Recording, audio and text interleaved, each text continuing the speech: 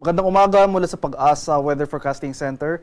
Ito ng ating update sa magiging tayo ng panahon sa susunod na 24 oras.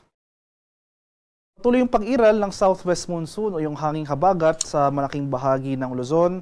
At makikita natin dito sa ating latest satellite images na may makakapal na kaulapan dito sa West Philippine Sea. Inaasahan natin na itong mga kaulapan na associated sa habagat magdudulot ng monsoon rains. Ito yung mga tuloy-tuloy na pag-ulan buong araw dito sa kanlurang bahagi ng Northern and Central Luzon. Samantala, itong kanlurang bahagi naman ng Southern Luzon, including Metro Manila, makakaranas ng maulap na kalangitan at mga kalat-kalat na pag-ulan, pagkulog at pagkidlat. Dala rin yan ng habagat ngayong araw. Sa nalalabing bahagi ng ating bansa, dito sa Central and Eastern sections ng Luzon, as well as buong Visayas at sa Mindanao, ay asahan naman natin itong generally fair weather ngayong araw, maaliwala sa panahon maliban na lamang sa mga pulu-pulong pag-ulan na may pagkulog at pagkilat na dulot ng thunderstorms. At sa kasalukuyan, wala pa naman tayong namamataang low pressure area o namang sama ng panahon sa loob at labas ng ating PAR na maaaring maging bagyo sa mga susunod na araw.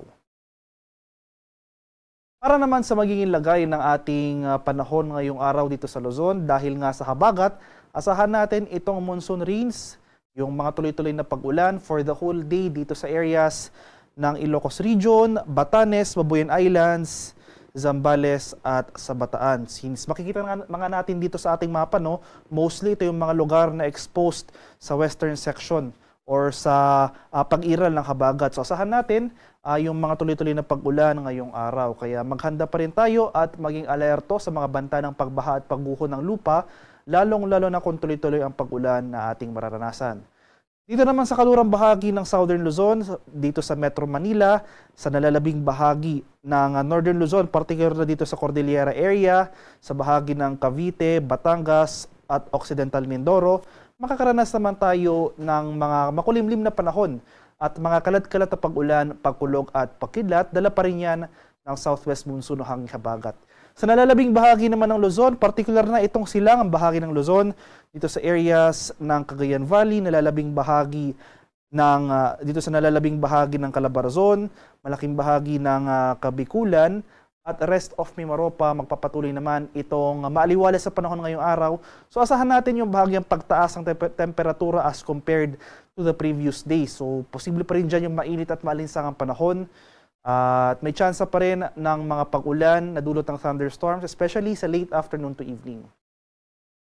Sa areas naman ng Palawan, Visayas at sa Mindanao, dahil rin dito sa pag-iral ng habagat, since itong Palawan na sa western section ng ating bansa, makakaranas pa rin tayo ng makulimlim na panahon at mga kalat-kalat na thunderstorms.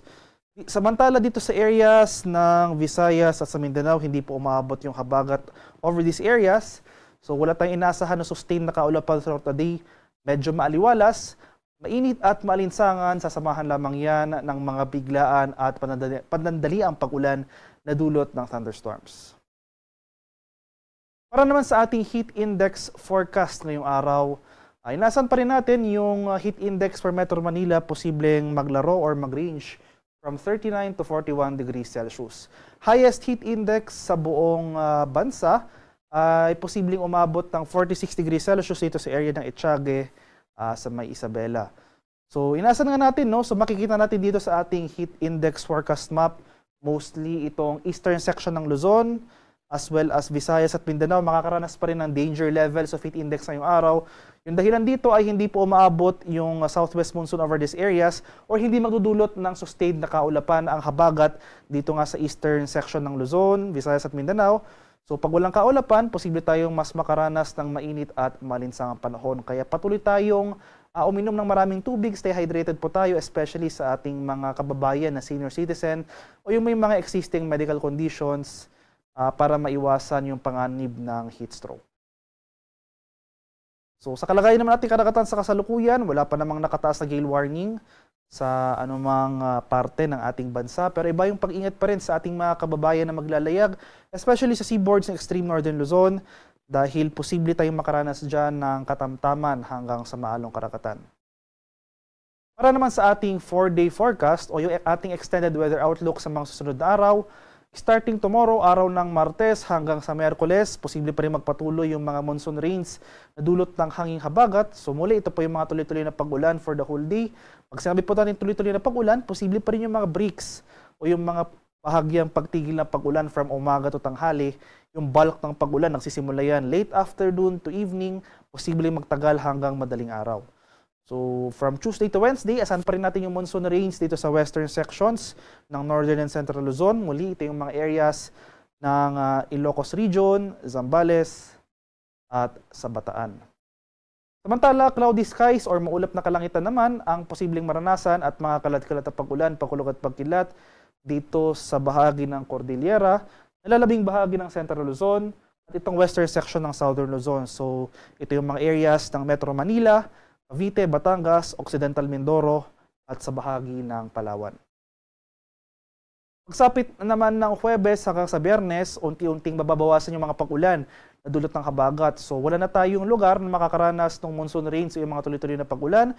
Gayunpaman, posible pa rin tayong makaranas ng makulimlim na panahon at mga kalat-kalat na thunderstorms o yung mga pag-ulan dito sa western section ng Luzon, particular na sa Zambales, Bataan, at sa Palawan. So makakaranas na tayo ng improving weather conditions over Metro Manila and most of Luzon. Mababawasan yung mga kaulapan na dulot ng habagat.